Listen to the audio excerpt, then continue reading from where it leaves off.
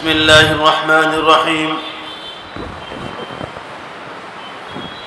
کتاب الصیام رمضان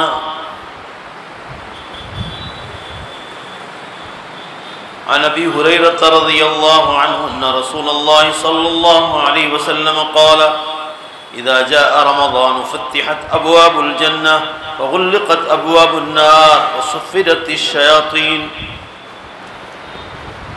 رواہ مسلم والنسائی واحمد واخرجہ البخاری ونحوہ۔ ابو ہریرہ رضی اللہ عنہ ارشاد فرماتے ہیں کہ رسول اللہ صلی اللہ علیہ وسلم نے ارشاد فرمایا کہ جب رمضان شروع ہوتا ہے تو جنت کے سارے دروازے کھول دیے جاتے ہیں اور آگ کے اور جہنم کے دروازے بند کر دیے جاتے ہیں اور شیطانوں کو بند کر دیا جاتا ہے۔ یہ حدیث پاک ماہ رمضان کی عزت و عظمت کو بتاتی ہے کہ اس مہینے میں جنت کے دروازے سارے کے سارے کھول دیے جاتے ہیں اور جہنم کے دروازے بند کر دیے جاتے ہیں۔ اس کی وجہ یہ ہے کہ مسلمانوں کی نیکیاں آسمانوں پر رمضان میں بہت زیادہ چڑھتی ہے، اس لیے سارے جنت کے دروازے کھول دیے جاتے ہیں، اور مسلمانوں کے گناہ رمضان میں کم ہو جاتے ہیں، اس لیے جہنم کے دروازے بند کر دیے جاتے ہیں۔ دوسرا بات علماء نے یہ لکھا ہے کہ اس مہینے کے احترام میں جہنم کے دروازے بند کر دیے جاتے ہیں۔ بعض حضرات فرماتے ہیں کہ جنت کے دروازوں سے مراد رحمت و بخشش کے دروازے اور جہنم کے دروازوں سے مراد غصے کے دروازے ہیں، مگر صحیح بات یہی ہے کہ یہ حدیث جیسی ہے ویسی ہی ہونی چاہیے کہ جنت کے سارے دروازے کھول دیے جاتے ہیں اور جہنم کے سارے دروازے بند کر دیے جاتے ہیں اور شیطانوں کو رمضان میں بند کر دیا جاتا ہے۔ یہ حدیث میں یہ کیوں فرمایا کہ شیطانوں کو بند کر دیا جاتا ہے؟ شیطانوں کو اس لیے بند کیا جاتا ہے کہ رمضان کے بعد 11 مہینوں میں ان کا جو زور چلتا تھا مسلمانوں پر، وہ زور ان کا کمزور پڑ جاتا ہے۔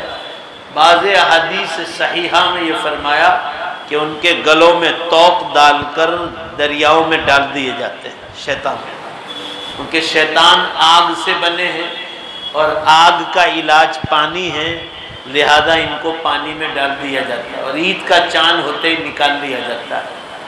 اس لیے بند کر دیے جاتے ہیں تاکہ مسلمانوں پر ان کا زور نہ چلے اور مسلمان اللہ کی طرف توبہ کرے، عبادت کرے، نیک اعمال زیادہ سے زیادہ کرے۔ اس لیے اللہ کی طرف سے مہربانی ہے کہ شیطانوں کو بند کر دیا جاتا ہے۔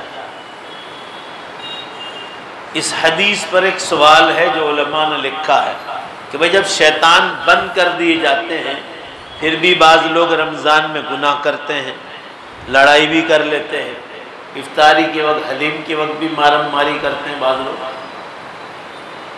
افطار کے وقت بھی مارم ماری کرنے کے واقعات پیش آتے ہیں۔ جب شیطانوں کو بند کر دیا جاتا ہے تو پھر یہ گڑبڑ یا یہ حالت کیوں پیش آتی ہے؟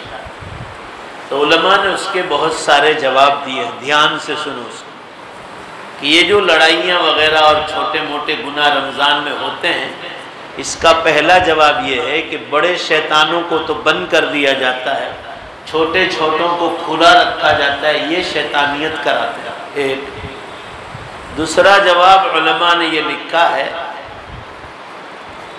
کہ جیسے لوہار کی بھٹی میں لوہے کو گرم کیا جاتا ہے، گرم کیا ہوا لوہا آگ کی طرح جلتا ہے، باہر نکالو تب بھی اس کو پانی میں ڈالو، پانی میں رکھا جاتا ہے، بہت لمبی دیر تک رکھا جاتا ہے، اس کے بعد بھی اس کو نکالو آپ اور اس کی آگ جیسا لال کلر ختم بھی ہو جائے پھر بھی ہاتھ لگاؤ تو آپ کو گرم لگے، چونکہ بہت لمبے ٹائم تک وہ لوہا آگ میں رہا تو اس کے اثرات پانی میں ڈالنے کے بعد بھی رہتے ہیں۔ اسی طرح ہم لوگ 11 مہینے چونکہ گناہوں میں رہتے ہیں تو رمضان میں بھی ہلکا سا اس کا اثر آ جاتا ہے، تو وہ گناہوں میں 11 مہینے لوت پوت رہتے ہیں، اس کی وجہ سے رمضان میں چھوٹے موٹے گناہ ہو جاتے ہیں۔ علماء نے ایک دوسری ایگزامپل دی ہے کہ اس کو ایسا سمجھو جیسے کوئی بائسیکل چلاتا ہے، سائیکل چلاتے چلاتے پیدل مارتا ہے، پیدل مارتا ہی رہتا ہے، مگر پیدل اتنا تیز ہو جاتا ہے کہ پاؤں میں لگنے کا خطرہ ہے تو وہ پاؤں پر لے لیتا ہے، اس لیے کہ سائیکل چل پڑی ہے، سائیکل تیزی سے چل پڑی ہے، اب پیدل مارنے کی زور سے بولو بھائی ضرورت نہیں ہے۔ کہا اسی طرح ہم نے 11 مہینے گناہوں کے اتنے پیدل مارے ہیں کہ شیطان تو جیل میں ڈال دیے گئے، مگر پھر بھی جو چھوٹے موٹے گناہ ہوتے ہیں اس کا کارن اور اس کا ریزن یہ ہے کہ 11 مہینے ہم نے بائسیکل کے پیدل مارے، رمضان میں بھی وہ گناہ کی سائیکل دوبارہ چل پڑتی ہے جب 12 مہینے ہم گناہوں میں رہنے کی وجہ سے۔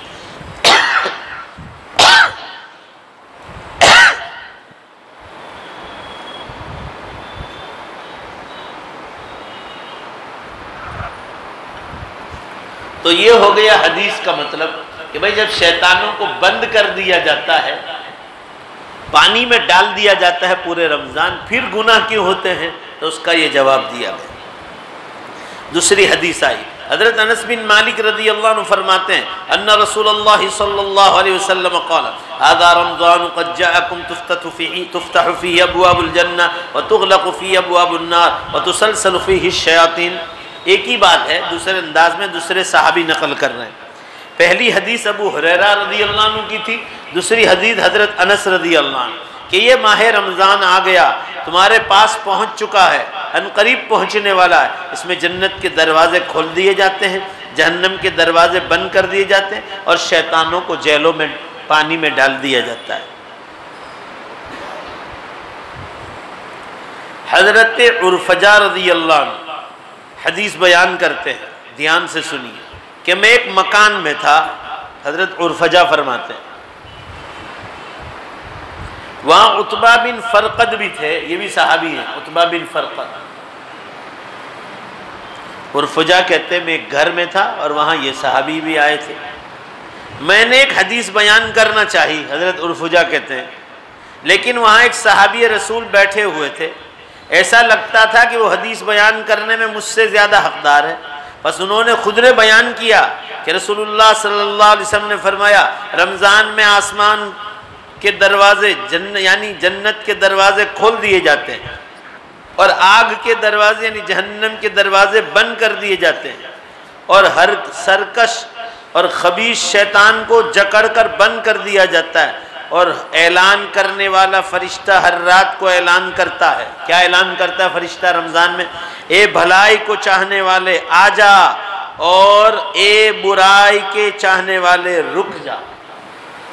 رمضان میں ایک فرشتہ اعلان کرتا ہے کہ کتنا مبارک مہینہ ہے، اے نیکی کمانے والے آگے بڑھ، اور یہ گناہ کرنے والے رک جا، گناہ مت کر، یہ مبارک مہینہ ہے۔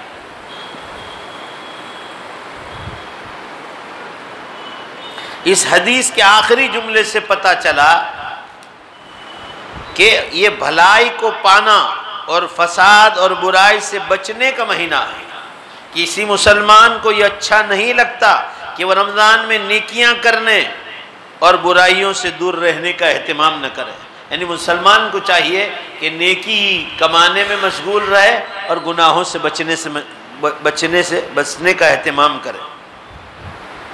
آگے کی حدیث حضرت عدی بن حاتم رضی اللہ عنہ فرما رہے قال رسول اللہ صلی اللہ علیہ وسلم اذا جاء رمضان فصم 30 الا ان ترى الهلال قبل ذلك۔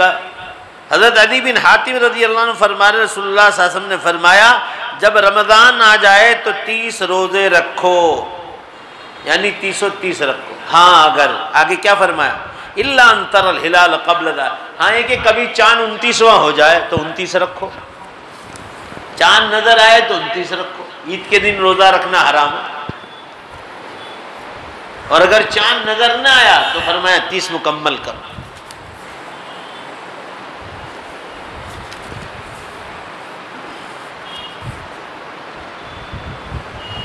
آگے کی حدیث آ رہی ہے جس میں آپ صلی اللہ علیہ وسلم نے صحابہ سے فرمایا کہ سفر میں روزہ نہ رکھو، بعد میں اس کی قضا کر لیا کرو۔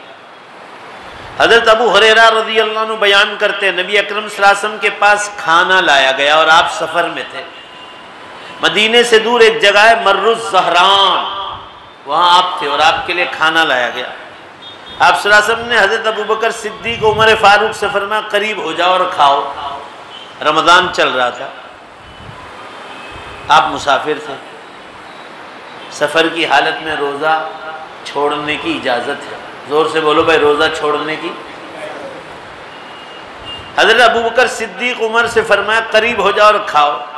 انہوں نے کہا اللہ کے رسول ہم نے تو روزہ رکھا ہے سفر میں. آپ صلی اللہ علیہ وسلم نے فرمایا کہ سفر میں ہوں تو اپنے ساتھیوں کے لیے سواری باندھو تاکہ ان کو سفر میں سواری کی مدد کرنا یہ بھی ثواب کا کام ہے، اور ان کے لیے نیک کاموں میں مدد کرو اور قریب ہو جاؤ اور کھا لو. مطلب یہ ہے کہ اگر نفل روزہ ہے اور سفر کا معاملہ ہے تو روزہ توڑ سکتے ہیں، بعد میں اس کی قضا کرنا، بعد میں اس کی قضا کرنا. البتہ اس حدیث سے یہ استنباط کرنا مقصود ہے کہ رمضان المبارک بھی ہو تب بھی آدمی کو سفر میں روزہ نہ رکھنا افضل ہے، روزہ نہ رکھنا بہتر ہے. مگر کوئی رکھنا چاہے تو فرمایا ثواب زیادہ ہے سفر کی حالت میں روزہ رکھنے. ایک تو روزے کا ثواب، اور ایک آپ کو اللہ نے چھٹی دی تھی کہ روزہ مت رکھو، اس کے باوجود آپ نے روزہ رکھا، اس لیے ڈبل ثواب کی امید.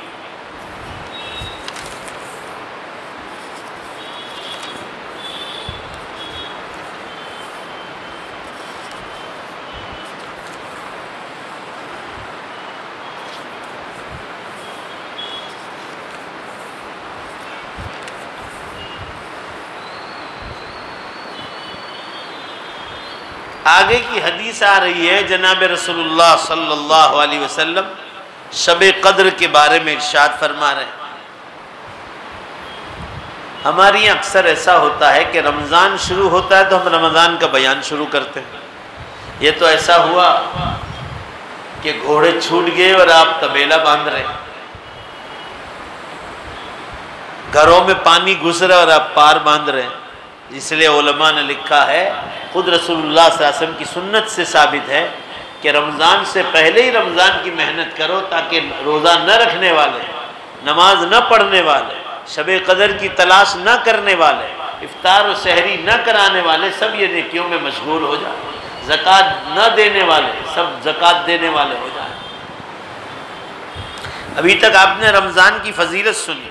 عن عبداللہ ابن انیس رضی اللہ عنہ ان رسول اللہ صلی اللہ علیہ وسلم قال اريت ليلة القدر ثم انسيتها واراني صبحها اسجد في ماء وطين قال فمطرنا ليلة 23 فصلى بنا رسول الله صلی اللہ علیہ وسلم فانصرف وان نثر الماء والطين على جبهته وانفه. دھیان سے سنی، رمضان المبارک کی جان شب قدر ہے. اللہ تعالیٰ نے شب قدر کے بارے میں فرمایا قرآن پاک میں لیلۃ القدر خیر من الف شہر. ایک رات جس کو مل جائے 1000 مہینہ کھڑے کھڑے عبادت کرنے کا ثواب. 1000 مہینہ، 1000 مہینے کا ٹوٹل لگاؤ تو 83 برس اور 4 مہینے ہوتے ہیں. گویا 5 رات جاگ لے کوئی، 21 23 25 27 29 21 23 25 27 29 اپنے اپنی کنٹری کے حساب سے جو رات آپ کو مل رہی ہے 5 راتیں جاگ کر عبادت کرو. اور یہ اسی وقت ملے گی جب آپ دن کو آرام کر لیں گے اور رات کو اللہ کے سامنے کھڑے ہو جائیں. کتنے اللہ کے بندے بندیاں ہیں جو اپنے کاروبار چھوڑ دیتے ہیں، کام کاج چھوڑ دیتے ہیں، دن کو آرام کر لیتے ہیں اور رات کو اللہ کے سامنے کھڑے ہو جائیں. شیخ زکریا رحمۃ اللہ علیہ نے فضائل اعمال میں، جہاں فضائل رمضان کا بیان ہے، وہاں لکھا ہے کہ یہ ریلوے پر کام کرنے والے چند پیسوں کی خاطر رات رات بھر جاگتے ہیں، اور ہم اللہ کے بندے ایک شب قدر کو تلاش کرنے کے لیے جس کا ثواب 83 برس اور 4 مہینے ہیں، ہم 5 رات جاگنے کے لیے تیار.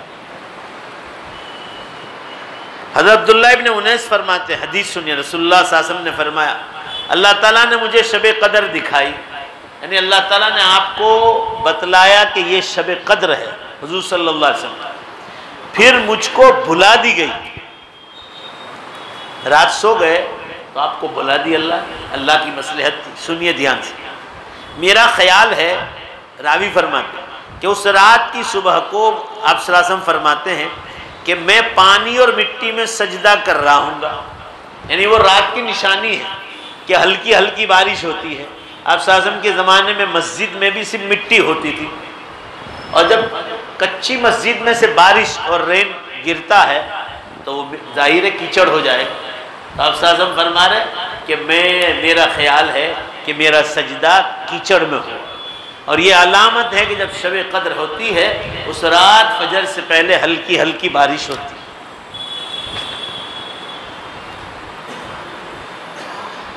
انہوں نے کہا کہ وہ رمضان کی 23ویں تاریخ تھی اور اسی رات بارش ہوئی تھی. رسول اللہ صلی اللہ علیہ وسلم نے نماز پڑھائی. جب آپ فارغ ہوئے فجر میں تو دیکھا گیا کہ آپ کے چہرے، ناک کو پانی اور مٹی کا نشان تھا. یعنی آپ کی پیشانی پر اور آپ کی ناک پر مٹی اور پانی کا، یعنی ہلکے سے کیچڑ کا اثر تھا. یہ علامت تھی کہ شب قدر ہے. تو یہ حضور صلی اللہ علیہ وسلم کی حدیث یہ بتلا رہی کہ 27ویں رات جو لوگ لے کر بیٹھ گئے یہ بالکل غلط. بھائی اندر آ جاؤ، اندر آ جاؤ، باہر مت بیٹھو. لوگ اندر بیٹھے ہیں اور آپ لوگ باہر بیٹھے ہیں. بعد میں پڑھ لینا، نماز بیٹھ جاؤ. یا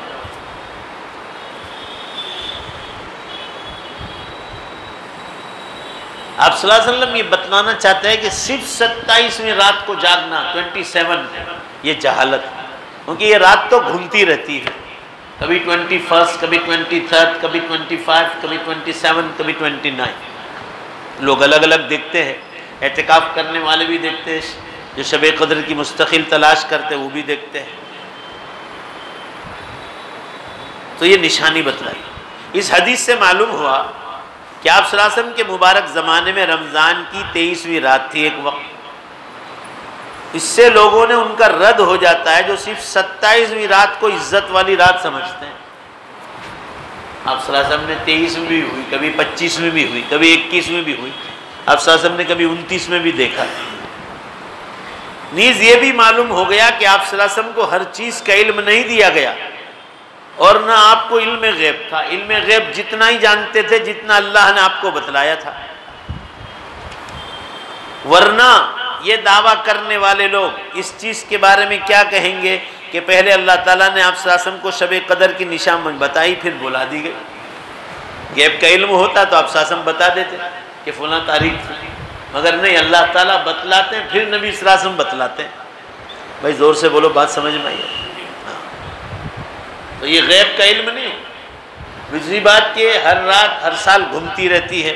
ایک ہی رات میں آپ صلی اللہ علیہ وسلم کو بتلایا گیا تھا کہ 23ویں رات ہے. اگر حضور صلی اللہ علیہ وسلم غیب کا علم رکھتے ہیں تو کیا ہر چیز کا علم رکھنے والی ذات علم غیب جاننے کے بعد بھی بھول سکتے ہیں؟ اللہ تعالیٰ نے آپ کو بلا دی تھی 23ویں رات، اللہ کی مصلحت تھی.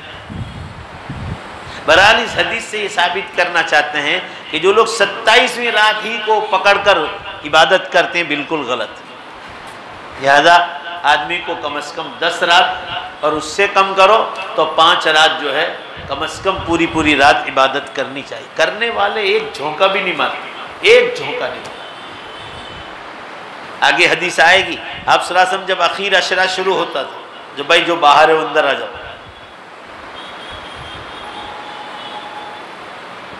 اچھا، آپ صلی اللہ تعالی علیہ وسلم جب اخیر عشرہ شروع ہوتا تھا تو 21 رات سے 21ویں رات سے حدیث میں ہے خود بھی جاگتے تھے، وَأَيْقَظَ أَهْلَهُ گھر والوں کو بھی جگاتے تھے، وَشَدَّ الْمِيزَرَ اور آپ لنگی مبارک کو مضبوط باندھتے. لنگی مبارک کو مضبوط باندھنا اشارہ تھا کہ شب قدر کی تلاش کا عشرہ آ چکا ہے، لیلۃ القدر. مگر بہت غفلت ہے امت. اللہ تعالیٰ امت کو صحیح سمجھ عطا فرمائے. حضرت شیخ نے فضائل اعمال میں بھی لکھا ہے، اور ایک اور کتاب ہے بڑوں کا رمضان، اس میں لکھا ہے کہ میں نے اپنے بعض استادوں کو دیکھا کہ جب سے بالغ ہوئے انتقال ہو گیا کبھی ان کی شب قدر ہاتھ سے چھوٹی نہیں. کیا مزہ اٹھائیں گے جنت میں جب ترازو میں اعمال تولے جائیں گے قیامت کے دن. وَنَضَعُ الْمَوَازِينَ الْقِسْطَ لِيَوْمِ الْقِيَامَةِ فَلَا تُظْلَمُ نَفْسٌ شَيْئًا۔ جب قیامت کے دن سکیل کیا جائے گا تو شب قدر کا وزن سب سے زیادہ ہوگا، کیونکہ ایک شب قدر کا ثواب 1000 مہینے کھڑے کھڑے عبادت کرنے کا ثواب ہے۔ 1000 months آپ عبادت کرو، یعنی 83 years and 4 months، 83 برس 4 مہینے کھڑے کھڑے عبادت کا ثواب ہے۔ انشاءاللہ کہو کہ اس رات اب سے زندگی بھر شب قدر تلاش کریں۔ آگے کی حدیث آ رہی ہے، یہی حدیث ہے مگر دوسرے صحابی بیان کر رہے ہیں۔ ابو ہریرہ رضی اللہ عنہ فرما رسول اللہ صلی اللہ علیہ وسلم نے فرمایا اُرِیدُ لیلۃ القدر، مجھے لیلۃ القدر بتلائی گئی، پھر مجھے کسی بیوی نے بیدار کر دیا، ثم ایقظ اہلی فنسیتها، یعنی نیند لگ گئی۔ وہ نیند لگانے کا کارن یہ تھا اللہ کی طرف سے کہ آپ کو یہ رات بھلانی تھی۔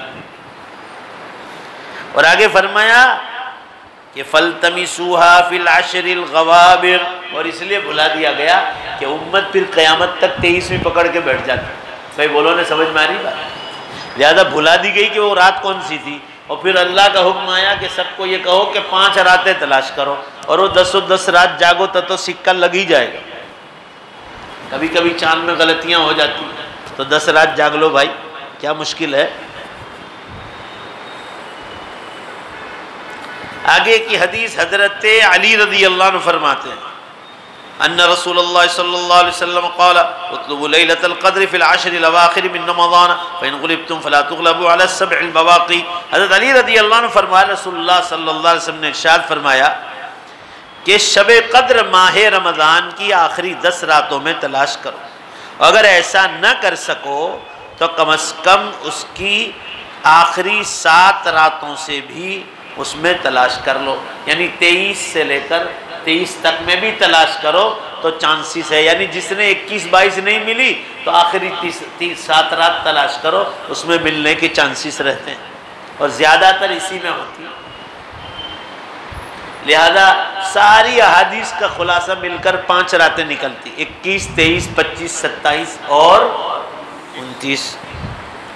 ہر عبادت گزار خاص کر کے طاق راتوں میں کھڑے رہنے والے ہرگز نہیں چھوڑنا چاہیے، کیونکہ دلائل کی روح سے یہی معلوم ہوتا ہے کہ طاق راتوں میں سے کوئی ایک نہ ایک شب قدر ضرور ہوتی ہے، مگر افسوس کی بات ہے کہ مسلمان اس بڑی عبادت کے بجائے اس رات کے اس رات میں جشن اور جلسے مناتے ہیں اور چراغاں کر کے پٹاخے پھوڑتے ہیں۔ میں ایک بار دلی اترا تھا، باہر کے ملک سے آیا تھا، مجھے کینیڈا ایمبیسی میں پہنچنا تھا، تو میں رمضان میں باقاعدہ ڈائریکٹ بمبئی کی بجائے دلی اترا، اور اتفاق سے وہ بڑی 27ویں رات تھی۔ پوری دلی میں پٹاخے پھوٹ رہے مسلمانوں کے لیے، پوری دلی، یہ سمجھتے ہیں بڑی رات پٹاخے پھوڑنا، نعوذ باللہ استغفر۔ آپ کے نبی صلی اللہ علیہ وسلم اندھیرا کر کے عبادتیں کر رہے ہیں اور یہ چراغ جلا رہے ہیں اور پٹاخے پھوڑ رہے ہیں۔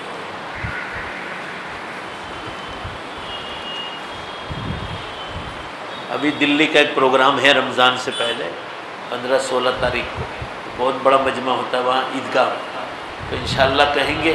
یہ مسئلے پہ کبھی کہنے کا موقع نہیں ملا، کیونکہ یوں سال بھر دلی میں پروگرام ہوتے ہیں، رمضان سے پہلے یہ پہلی بار ملا پروگرام، تو انشاءاللہ اس بڑے مجمع میں کہیں گے تو امت کو فائدہ ضرور ہوگا۔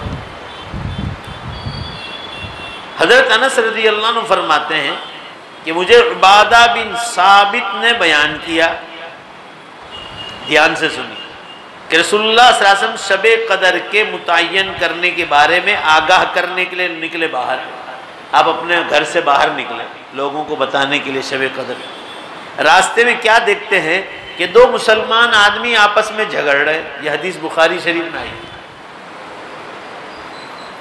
آپ صلی اللہ علیہ وسلم نے فرمایا میں تم لوگوں کو شب قدر کے بارے میں بتلانے کے لیے نکلا تھا کہ فلاں تاریخ کو شب قدر ہے یا آج شب قدر ہے، لیکن فلاں آدمی مسلمان جھگڑ رہے تھے، اس لیے اللہ تعالیٰ نے اس رات کو جھگڑے کی وجہ سے اٹھا لیا۔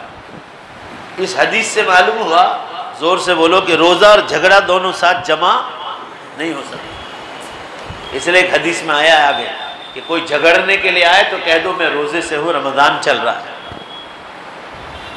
روزہ اور جھگڑا ساتھ گھر میں بھی نہیں ہونا چاہیے، کھاتے وقت بھی نہیں اور کسی وقت بھی نہیں، ہر وقت پیار محبت کا معاملہ کرو۔ ممکن ہے یہی چیز تمہارے لیے بہتر ہو۔ آپ صلی اللہ علیہ وسلم جب بتلانے نکلے تو 23ویں رات تھی، اور اس کے بعد فرمایا اب اس کو 27ویں، 25ویں اور 29ویں راتوں میں تلاش کرو۔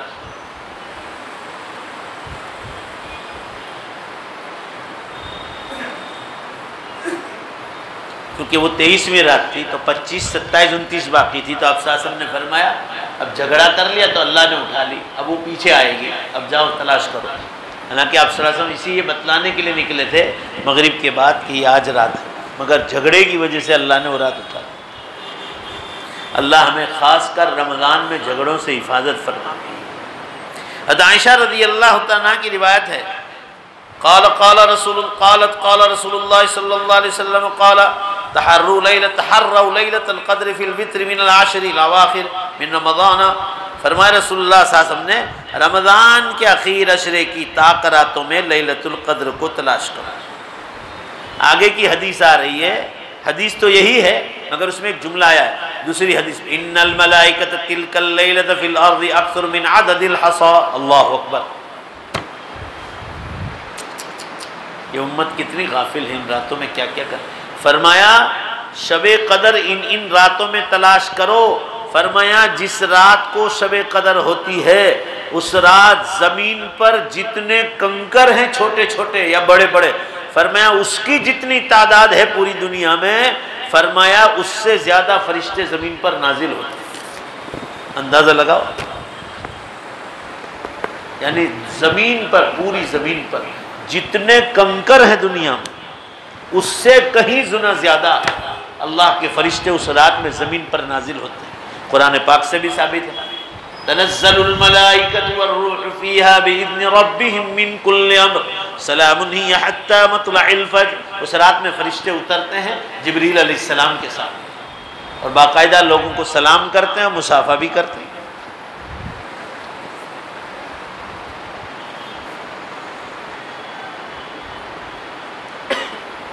اس حدیث پاک سے اور دوسری روایات سے خلاصہ یہ نکلا کہ رمضان کے اخیر عشرے کی طاق راتوں میں کھڑے رہنے کا اور عبادت کرنے کا اہتمام کیا جائے، انہی میں شب قدر کا وجود مل ہی جائے گا۔ یعنی جب پورا 10 دن رات جاگیں گے یا 5 رات تو اس میں وہ رات آئی جائے گی۔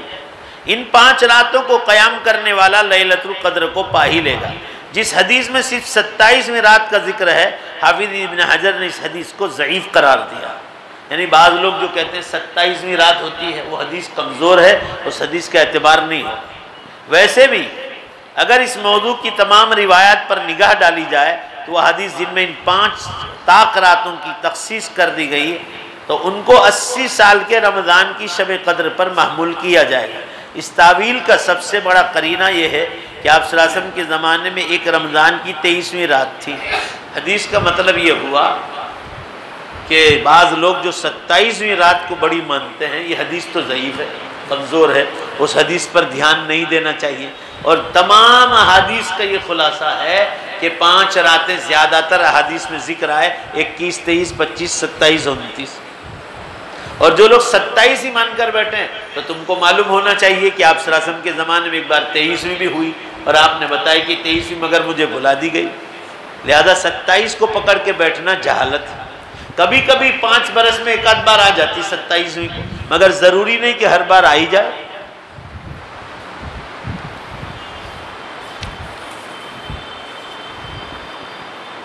آگے کی حدیث آ رہی، عجیب حدیث ہے۔ حضرت عامر بن مسعود رضی اللہ عنہ فرماتے ہیں الصوم فی الشتاء الغنیمۃ الباردۃ۔ آپ صلی اللہ علیہ وسلم بعض مرتبہ بڑی قیمتی باتیں ارشاد فرماتے تھے۔ فرمایا اگر سردی کے موسم میں تمہیں رمضان مل جائے تو فرمایا کہ غنیمت یعنی بے حساب فائدہ مفت میں مل جاتا ہے۔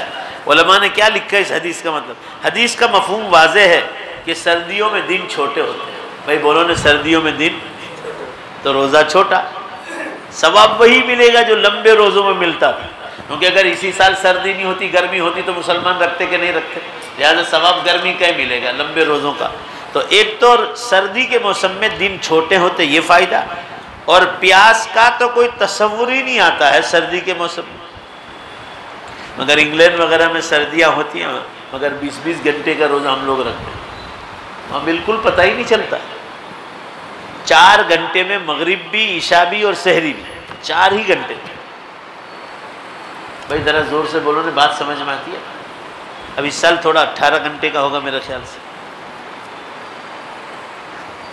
4 گھنٹے میں مغرب، پونے گھنٹے کے بعد عشاء اور 1 گھنٹے کے بعد سحری لوگ رکھتے ہیں اور کام پر جاتے ہیں سخت سردیوں۔ اللہ تعالی ہمیں بھی ماہ مبارک کی قدردانی کی توفیق نصیب فرمائے۔ یہ حدیث نفل روزوں کے بارے میں آ رہی، یہ ہو گیا ابھی تک جو روایتیں آئی وہ رمضان کے بارے میں۔ آپ صلی اللہ علیہ وسلم فرماتے ہیں کہ اگر کوئی مسلمان پورا سال روزہ رکھنا چاہے، پورا سال، کہ اگر فرمایا یہ مختصر عمل کر لے، فرمایا ہر مہینے کی 13ویں 14ویں اور 15ویں کا روزہ رکھ لے جب چاند کھل جاتا ہے، اور فرمایا قرآن سے ثابت ہے من جاء بالحسنۃ فلہ عشر امثالها، کوئی ایک آدمی ایک نیکی کرے گا تو اللہ اس کو 10 کے برابر ثواب دے گا، قرآن میں لکھا ہے۔ تو ایک روزہ رکھے گا تو بولو زور سے کتنے روزے کا ثواب ہوگا؟ 10، تو 3 روزے کا ثواب کتنا ہوگا؟ 30، اور ہر مہینے رکھے گا 30 روزے، تو اب بولو پورا سال روزے کا ثواب ملے گا کہ نہیں ملے گا؟ تو آپ صلی اللہ علیہ وسلم فرما رہے ہیں یہ 11 مہینے یہ کر لو اور رمضان کے روزے پورے رکھ لو، فرمایا اللہ کے یہاں پورا سال تم روزے سے کہلاؤ۔ اللہ ہم سب کو توفیق عطا فرمائے۔ حضرت کوہم ہلالی فرماتے ہیں کہ جب میں نے اسلام قبول کیا، یہ نئے مسلمان، تو نبی اکرم صلی اللہ علیہ وسلم کے پاس آیا اور آپ کو اپنے اسلام کے بارے میں خبر کی کہ اللہ کا رسول میں نے اسلام قبول کر لیا۔ یہ صحابی کا نام ہے کوہم ہلالی۔ پھر میں نے وہاں 1 سال تک حضور صلی اللہ علیہ وسلم کے پاس قیام کیا، لیکن میں دبلا پتلا ہو گیا اور میرا جسم کمزور پڑ گیا، یعنی جہاں یہ رہتے تھے وہاں سے آپ صلی اللہ علیہ وسلم کے پاس آئے تو آپ صلی اللہ علیہ وسلم نے 1 برس کے بعد دیکھا تو بہت دبلے پتلے ہو گئے تھے۔ آگے آ رہا ہے کہ آپ صلی اللہ علیہ وسلم نے ان کو پہچانا بھی نہیں۔ پھر میں آپ صلی اللہ علیہ وسلم کے پاس آیا، آپ نے میرا بدن دیکھ کر اوپر سے نیچے تک نگاہ ڈالی، پہلے چہرہ دیکھا پھر پورے بدن پر نگاہ مبارک ڈالی کہ یہ کون آیا ہے، اور پھر اوپر والے حصے پر، نیچے سے واپس اوپر والے حصے پر نظر ڈالی،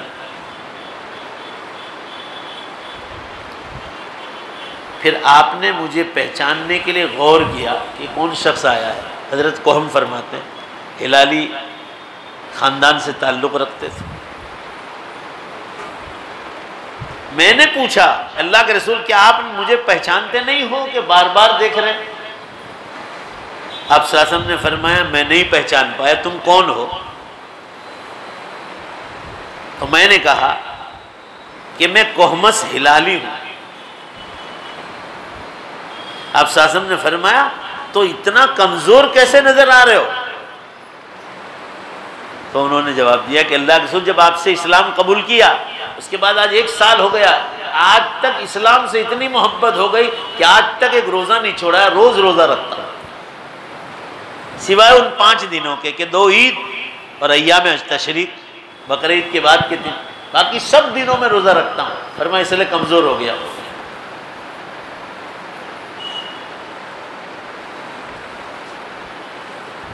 انہوں نے کہا کہ ایک دن بھی روزہ نہیں چھوڑا، اور فرمایا کوئی رات سویا نہیں ہوں، دن کو تھوڑا آرام کر لیتا تھا، بس عبادت ہی عبادت میں رہتا ہوں۔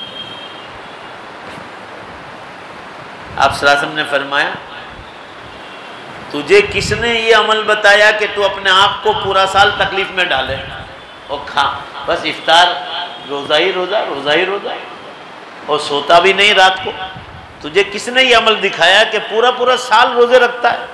فرمایا ایسا تکلیف میں مت ڈال۔ کیا فرمایا؟ فرمایا صبر والے مہینے کے روزے اور باقی مہینوں میں سے ہر ماہ میں 1 روزہ رکھ لیا کرو۔ یعنی آپ صلی اللہ علیہ وسلم نے فرمایا کہ رمضان کے روزے پورے رکھو، باقی جو 11 مہینے اس میں 1 روزہ رکھو۔ انہوں نے کہا کہ اللہ کے رسول میرے لیے کچھ اور زیادہ روزے کا حکم دے دو۔ فرمایا چلو 2 رکھو۔ آگے آ رہا ہے قلت زدنی اجد قوتا قال صم شہر الصبر ومن کل شہر ثلاثۃ ایام. اب انہوں نے کہا کہ آپ صلی اللہ علیہ وسلم فرمایا 2 رکھ لیا کرو ایک مہینے میں 2. فرمایا اللہ سے کچھ اور بڑھا دو. تو آپ نے فرمایا چلو ہر مہینے میں 3 روزے رکھ لو. پھر آپ صلی اللہ علیہ وسلم نے فرمایا کہ ہر مہینے میں 3 روزے رکھو گے تو ہر پورے مہینے کا ثواب مل جائے گا. فرمایا من جاء بالحسنۃ فلہ 10 امثالها. قرآن پاک میں جو ایک نیکی کرے گا ہم اس کو 10 نیکی کا ثواب دیں گے. کہ جب اللہ تعالیٰ فرما رہے تو ایک روزہ تیرا 10 روزے کے برابر اور 3 روزے 10 روزے 30 روزے کے برابر, تو گویا پورا مہینہ تیرا روزے کی حالت میں ہوگا. 11 مہینے اسی طرح کر تو 11 مہینے کے روزے کے ساتھ ثواب ملے گا, اور رمضان کا پورا مہینے کا روزہ رکھ لے پورا سال تیرا روزے میں گزرے گا. فرمایا اور امت کو بھی یہ بتاتا پھر فرمایا یہ سب کے لیے آسان نسخہ ہے. اس لیے آپ صلی اللہ علیہ وسلم ایام میں 20 کے روزے رکھتے تھے. 13ویں رات 14ویں 13واں چاند 14واں چاند اور 15واں چاند, یہ 3 روزے آپ صلی اللہ علیہ وسلم ضرور رکھتے تھے. اور بعض روایت دوسری باتوں میں کہ اس کے علاوہ آپ صلی اللہ علیہ وسلم پیر اور جمعرات کو بھی رکھتے تھے پابندی کے ساتھ. حدیث کی شرح میں علماء فرماتے ہیں کہ ہر نیکی کا ثواب 10 گنا ملتا ہے. ایک مہینے میں 3 روزے رکھ لیے جائیں تو پورے مہینے کے روزوں کا ثواب ملے گا. اگر ساری زندگی یہی روٹین جاری رہا تو ساری زندگی روزوں کے ساتھ نکلے گی. سیدنا عبداللہ بن عامر بن عاص رضی اللہ عنہ بیان کرتے ہیں رسول اللہ صلی اللہ علیہ وسلم نے فرمایا صوم 3 ایام من کل شہر صوم الدہر کلہ. انہوں نے حدیث سنا ہے, فرمایا جو 3 دن کے روزے رکھے گا تو فرمایا اس طرح ہر مہینے رکھے گا تو فرمایا پوری زندگی روزہ رکھنے کا ثواب ملے گا. اللہ ہم سب کو توفیق عطا فرمائے. حضرت معاویہ بن قرہ رضی اللہ عنہ اپنے باپ سے بیان کرتے ہیں کہ نبی اکرم صلی اللہ علیہ وسلم نے فرمایا ہر ماہ 3 روزے رکھنا زمانے بھر کے روزے رکھنے کا ثواب ہے, اور افطار کرنے کا افطار کرو گے تو افطار کرنا بھی ثواب, یعنی روزہ نہیں رکھو گے تو بھی اس دن ثواب ہی ثواب ہے. تو ایک طرف کھانا بھی کھا رہے ہو, 3 دن روزے رکھو پورے مہینے کے روزے کا ثواب, اور 27 دن کھانا کھایا تو افطار بھی چالو رہا کھانا بھی چالو رہا اور ثواب کا ثواب مل گیا. چونکہ ہر نیکی کا ثواب 10 گنا ملتا ہے, اس طرح ہر مہینے میں 3 روزے رکھنے کی وجہ سے 30 روزوں کا بھی ثواب مل جاتا ہے, اور 36 اور 26 27 دن افطار کرنے کی سہولت بھی مل جاتی ہے. بھائی 3 روزے رکھو 27 دن کھانا کھاؤ, ثواب پورے مہینے کا ملے گا. شیخ بیان کرتے ہیں کہ اس حدیث کی تائید آپ صلی اللہ علیہ وسلم کی اس روزے سے بھی ملتی ہے. من صام الابد فلا صام ولا افطر. فرمایا جس نے ہمیشہ روزہ رکھا اس نے روزہ نہیں رکھا نہ افطار کیا. یعنی جو آدمی مسلسل روزہ رکھے تو فرمایا ایسا سمجھو اس نے روزہ ہی نہیں رکھا ہے, اور افطار بھی نہیں. افطار اس لیے نہیں کیا کہ روزہ رکھا پوری زندگی اور ثواب نہیں ملے گا, اس لیے کہ تکلیف اپنے آپ کو تکلیف میں ڈالنا. جب شریعت سے ثابت نہیں ہے کہ آپ پوری زندگی روزہ رکھو تو آپ کو روزہ رکھنے کی اجازت. حضرت داؤد علیہ السلام کی البتہ یہ سنت تھی اور انہوں نے یہ روزے رکھے تھے. حضرت داؤد علیہ السلام ہمیشہ کے روزے, پھر بعد میں وہ ایک دن روزہ رکھتے تھے ایک دن افطار بھی کرتے تھے. حضرت جناب رسول اللہ صلی اللہ علیہ وسلم ہر مہینے کے 3 روزوں کو پورے زمانے کے روزوں کا ثواب برقرار دیتے. آپ صلی اللہ علیہ وسلم فرما رہے کہ تم پورا سال روزے مت رکھو, ہر مہینے میں 3 روزے رکھو. اور فرمایا کوئی کہے کہ نہیں میں تو کروں گا تو فرمایا یاد رکھو مجھے اللہ نے بتایا میں تم سے زیادہ, تم صحابہ سے فرمایا اور امت سے فرمایا تم تمام سے زیادہ میں سب سے زیادہ اللہ سے ڈرنے والا اور میں سب سے زیادہ عبادت کرنے والا ہوں, لہذا میں روزے بھی رکھتا ہوں اور افطار بھی کرتا ہوں, روزے چھوڑ بھی دیتا ہوں. تو آپ صلی اللہ علیہ وسلم 3 روزے وہ رکھتے تھے اور 2 روزے سوم اور جمعرات کو رکھتے تھے.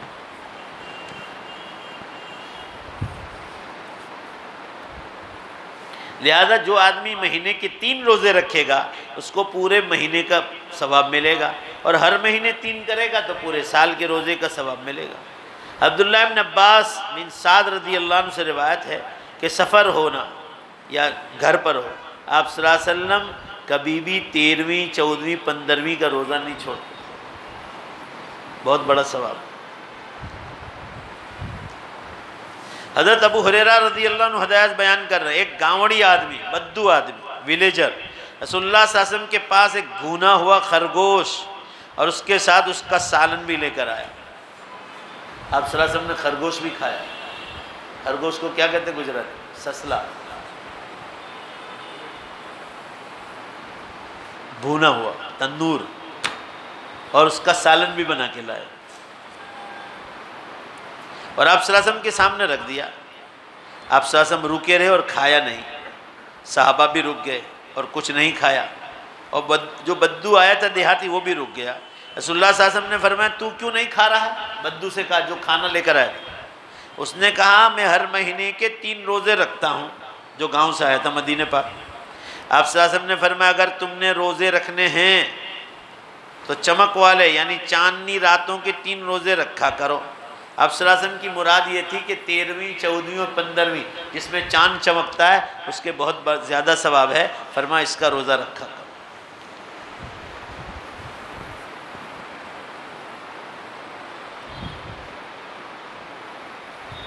اس لیے یہ حدیث یاد رکھنا، 3 روزے رکھ لیے تو مہینے بھر کا ثواب، ہر مہینے 3 رکھے تو پورے سال کا ثواب، اور یہ روٹین پوری زندگی رہا تو پوری زندگی روزے کا ثواب ملے گا۔ مگر آپ صلی اللہ علیہ وسلم نے روز روزہ رکھنے کو پسند نہیں فرمایا، اور حدیث میں بتلا دیا جو پوری زندگی روزہ رکھے گا یہ سمجھو اس نے روزہ رکھا ہی نہیں، اللہ کا حکم نہیں، لہذا روزے کا ثواب ہی نہیں ملے گا۔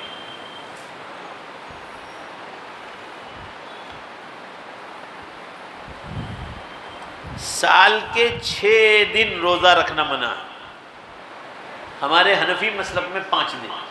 اصل میں آپ صلی اللہ علیہ وسلم کے زمانے میں بعض لوگ جو ہیں جمعے کا ایک خاص روزہ کہتے تھے کہ جمعہ کو تو روزہ رکھنا ضروری ہے، جیسے ہماری عورتیں 4 مہینے کے روزے کو بہت ضروری سمجھتی ہیں، بعض عورتیں رکھتی 4 مہینے کے روزے، میں تو 4 مہینے کے روزے رکھتی ہوں، شریعت سے ثابت نہیں۔ کدھر گیا؟ حضرت انس رضی اللہ عنہ فرما رسول اللہ صلی اللہ علیہ وسلم نے سال میں 6 دنوں کا روزہ رکھنے سے منع فرمایا۔ ایک تو ایام تشریق کے 3 دن، ایام تشریق کس کو کہتے ہیں؟ بقرعید کے بعد کتنے دن؟ 3 دن، 3 دنوں، عید الفطر 4 اور عید الاضحیٰ بولو کتنے ہو گئے؟ 5۔ اور اس زمانے میں بعض لوگ جمعے کے دن کو خاص کر کے روزہ رکھتے تھے، تو آپ صلی اللہ علیہ وسلم نے اس کو کینسل کرایا تھا کہ واجب سمجھتے ہیں، رکھنا ہے تو نفل رکھو۔ لہذا آج بھی کوئی کہ فلاں دن ہی روزہ رکھو گے تو ہی ثواب ملے گا، تو روزہ شمار نہیں ہوگا، اس لیے منع کیا۔ تو آپ صلی اللہ علیہ وسلم کے زمانے میں بھی کوئی بدعت ہوتی تھی، جیسے جمعے کے دن خاص روزہ رکھا تھا تو آپ صلی اللہ علیہ وسلم نے اس کو کینسل کروایا تھا، آج بھی وہ کینسل ہے، کوئی نہیں رکھتا۔ حضرت عائشہ رضی اللہ عنہ فرما دی کہ آپ جب تہجد پڑھتے تھے تو ہر 2 رکعت پر سلام پھیرتے تھے، ہر 2 رکعت پر آپ صلی اللہ علیہ وسلم سلام پھیرتے تھے۔ 1-2 حدیث چھوٹی چھوٹی ہے۔ حضرت ابو ہریرہ رضی اللہ عنہ بیان کرتے ہیں نبی اکرم صلی اللہ علیہ وسلم نے ارشاد فرمایا ان اللہ تعالی جعل البرکۃ فی السحور والکیل، بے شک اللہ تعالیٰ نے سحری کے کھانے میں اور ناپ تول میں برکت رکھی ہے۔ حدیث میں بتلایا جا رہا ہے کہ جو لوگ رات کا کھانا کھا کر سو جاتے ہیں اور سحری نہیں کرتے، ان کو بتلایا جا رہا ہے کہ تم نے نبی کی ایک سنت کو چھوڑا ہے۔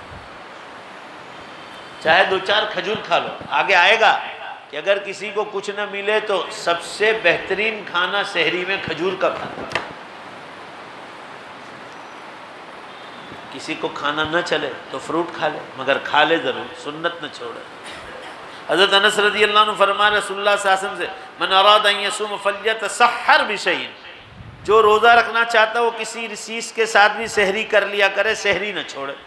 ایک دن آپ صلی اللہ علیہ وسلم تہجد کے وقت نکلے، ان خالد بن معدان رضی اللہ عنہ قال قال رسول اللہ صلی اللہ علیہ وسلم هلم الى الغداء المبارک عن السحور، آپ صلی اللہ علیہ وسلم فجر سحری کے وقت نکلے تو آپ صلی اللہ علیہ وسلم نے فرمایا کہ آؤ میرے ساتھ برکت کا کھانا کھا لو، اور آپ کی مراد سحری کا کھانا تھا۔ اس حدیث سے یہ معلوم ہوا کہ کوئی مہمان بھی مل جائے، مسافر مل جائے، جیسے رمضان میں لوگ چندہ کرنے کے لیے آتے ہیں تو فرمایا ان کو سحری کا کھانا کھلاؤ، یہ برکت کا کھانا۔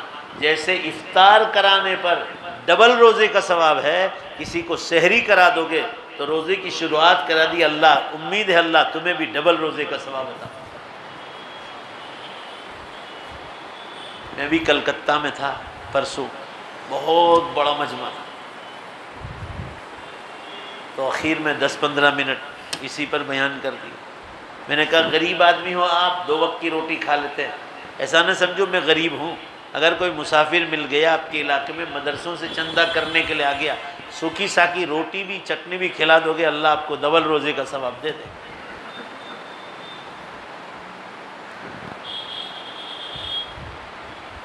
جیسے افطار کرنے پر ڈبل روزے کا ثواب ہے، اس پر بھی ڈبل روزے کا ثواب ہے۔ حضرت مقداد بن معدی کرب رضی اللہ عنہ فرماتے ہیں، نبی اکرم صلی اللہ علیہ وسلم نے ارشاد فرمایا، سحری کا کھانا ضرور کھایا کرو کیونکہ وہ برکت کی چیز ہے، اور جس نے چھوڑ دی سمجھ لو اس نے برکت کو چھوڑ دیا۔ جب بدن میں برکت مل رہی تو آدمی کیوں چھوڑے؟ حضرت شیخ زکریہ رحمۃ اللہ علیہ نے فضائل اعمال میں لکھا ہے کہ آدمی اتنا بھی نہ کھائے سحری میں کہ پورا دن ڈکاریں کھاتا رہے، مقدار کے مطابق کھا لے کہ بھائی مجھے اللہ تعالیٰ نے کھانے کا دیا۔ اتنا کہ جو دوپہر کو کھاتے تھے 11 مہینے، اللہ نے وہ دوپہر کا کھانا سحری میں کر دیا۔ اور روزہ اسی لیے دیا ہے، روزے کا جو فلسفہ ہے وہ یہ کہ 11 مہینے کھا کھا کر جو اندر کچڑا جمع ہوا ہے، کم کھا کر اس کچڑے کو صاف کرو۔ اس لیے حدیث میں فرمایا صوموا تصحوا، روزہ رکھو تندرست رہو۔ یہ جم والے جو ہیں، جتنے جم ماسٹر ہیں، وہ اکثر بھوک کرواتے ہیں۔ جب بدن موٹا ہو جاتا ہے تو کچھ چیزیں کھلائی جاتی، فرمایا یہ نہیں کھا سکتے، یہ نہیں کھا سکتے، یہ نہیں کھا سکتے۔ تو بھی روزے جیسا ہی ہے، کھانا کھاتے ہیں مگر روزہ بدن کا کچرا نکالنے کے لیے وہ لوگ بھی جو ہے کچھ چیزیں کھلاتے کہ یہی چیز کھاؤ، فیٹ والی کوئی چیز مت کھاؤ۔ شریعت میں بھی یہی کہا گیا کہ ہلکا سا کھانا کھا لو سحری کے وقت، سال بھر کا کچرا جو جمع ہوا ہے اللہ تعالیٰ اس کے ذریعے سے بیماریوں کو ختم کر دے۔ مگر لوگ کرتے نہیں نا، بلکہ وہ کھانا ڈبل کر دیتے۔ 11 مہینے جو کھاتے ہیں ایسا لگتا ہے کہ رمضان تو آئٹمیں کھانے کا ہی مہینہ آیا، اسی لیے وہ بیماریاں جاتی نہیں۔ کر کے تو دیکھے۔ میرے ماموں صاحب تھے، اللہ ان کو غریق رحمت کرے، قاری یوسف بداد صاحب رحمۃ، انگلینڈ میں رہتے تھے۔ ہم لوگ جو افطاری میں ٹوٹ پڑتے ہیں نا، وہ سیدھے ایک کھجور کھا کر روٹی کھا لیتے ہیں سیدھے، کبھی سموسہ بھجیا میٹھی چیزیں۔ اس لیے تندرستی آخر تک بڑھاپا آ گیا، ایسی تندرستی تھے اگلے دن بھی چلتے تھے، اللہ کی رحمت میں پہنچ گئے۔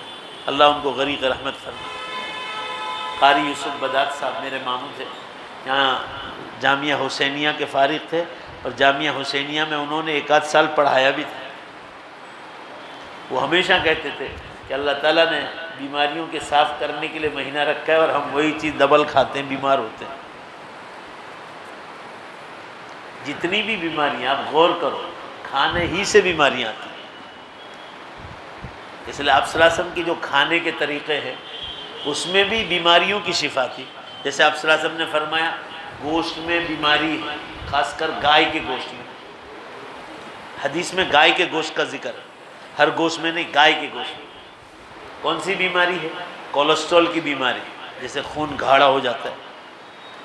تو دوسری حدیث میں اس کا علاج بتلایا آپ صلی اللہ علیہ وسلم نے کہ گوشت میں، گائے کے گوشت میں بیماری ہے تو آپ صلی اللہ علیہ وسلم گوشت میں ہمیشہ دودھی ڈالتے تھے۔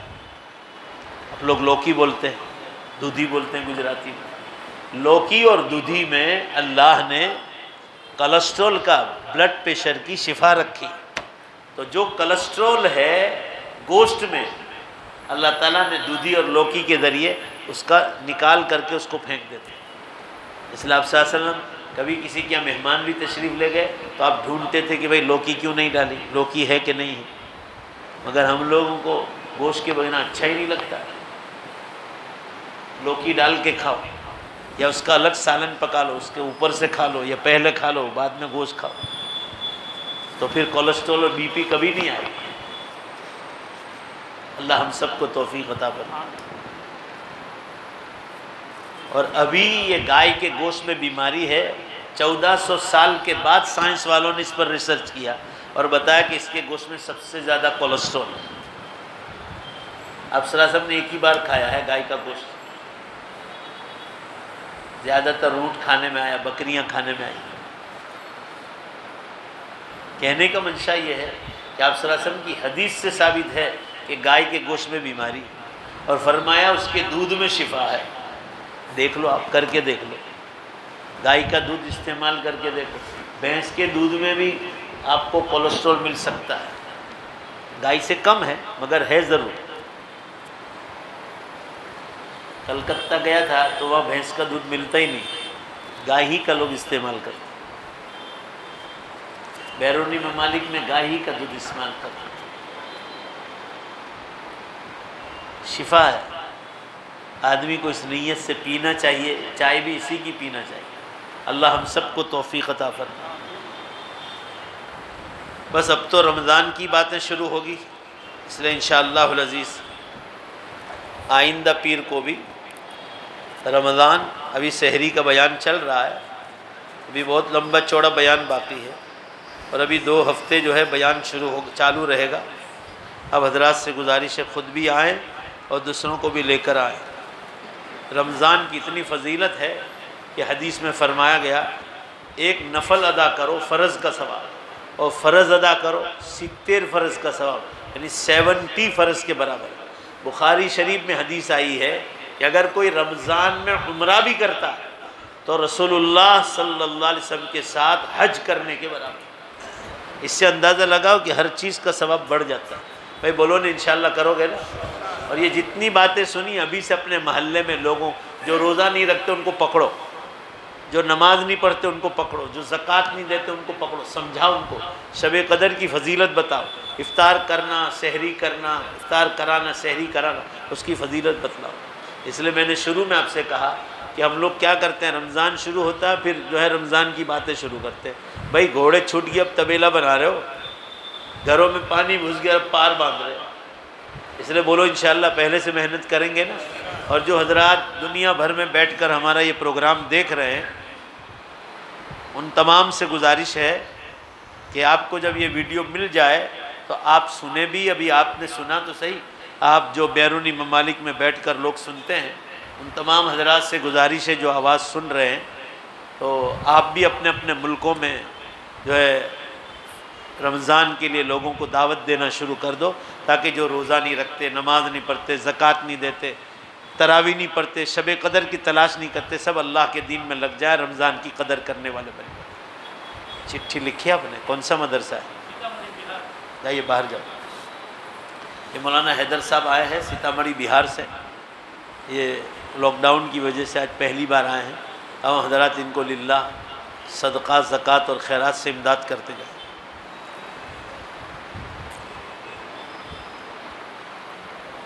درود شریف پڑھ لو، دعا کر لو۔